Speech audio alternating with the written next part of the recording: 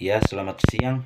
Pembacaan kita pada siang hari ini terambil dari Yohanes 3 mulai ayat yang pertama sampai ayatnya yang ke-36. Firman Tuhan berbunyi demikian, percakapan dengan Nikodemus. Adalah seorang Farisi yang bernama Nikodemus, seorang pemimpin agama Yahudi. Ia datang pada waktu malam kepada Yesus dan berkata, "Rabi, kami tahu bahwa engkau datang sebagai guru yang diutus Allah, sebab tidak ada seorang pun yang dapat mengadakan tanda-tanda yang engkau adakan itu jika Allah tidak menyertainya." Yesus menjawab katanya, "Aku berkata kepadamu, sesungguhnya jika seorang tidak dilahirkan kembali, ia tidak dapat melihat kerajaan Allah." Kata Nikodemus kepadanya, "Bagaimanakah mungkin seorang dilahirkan kalau ia sudah tua? Dapatkah ia masuk kembali ke dalam rahim ibunya dan dilahirkan lagi?" Jawab Yesus, "Aku berkata kepadamu, sesungguhnya jika seorang tidak dilahirkan dari air dan roh, ia tidak dapat masuk ke dalam kerajaan Allah. Apa yang dilahirkan dari daging adalah daging, dan apa yang dilahirkan dari roh adalah roh. Yang janganlah engkau heran, karena aku berkata kepadamu, kamu harus dilahirkan kembali. Angin bertiup kemana ia mau, dan engkau mendengar bunyinya, tetapi engkau tidak tahu dari manakah ia datang atau kemana ia pergi. Demikianlah halnya dengan tiap-tiap yang lahir dari roh." Nikodemus menjawab katanya, "Bagaimanakah mungkin hal itu terjadi?"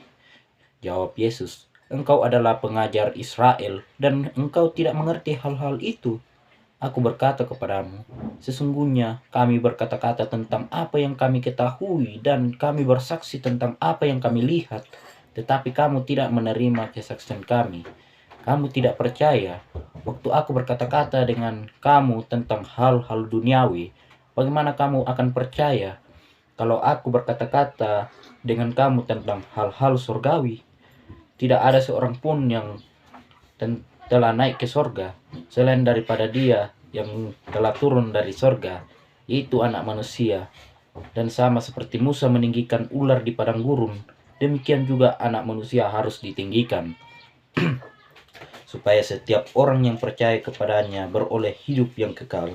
Karena begitu besar kasih Allah akan dunia ini, sehingga ia telah mengaruniakan anaknya yang tunggal, supaya setiap orang yang percaya kepadanya tidak binasa, melainkan beroleh hidup yang kekal.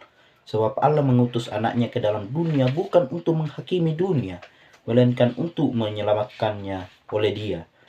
Barang siapa percaya kepadanya, ia tidak akan dihukum. Barang siapa tidak percaya, ia telah berada di bawah hukuman, sebab ia tidak percaya dalam nama Anak Tunggal Allah.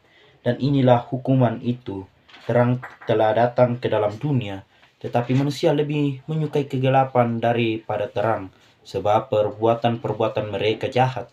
Sebab barang siapa berbuat jahat, membenci terang dan tidak datang kepada terang itu, supaya perbuatan-perbuatannya yang jahat itu tidak nampak. Tetapi barang siapa melakukan yang benar, ia datang kepada terang, supaya menjadi nyata bahwa perbuatannya dilakukan dalam Allah. Sesudah itu Yesus pergi dengan murid-muridnya ke tanah Yudea, dan ia diam di sana bersama-sama mereka dan membaptis. Akan tetapi Yohanes pun membaptis juga di Ainon dekat Salim, sebab di situ banyak air dan orang-orang datang ke situ untuk membaptis. Sebab pada waktu itu Yohanes belum dimasukkan ke dalam penjara.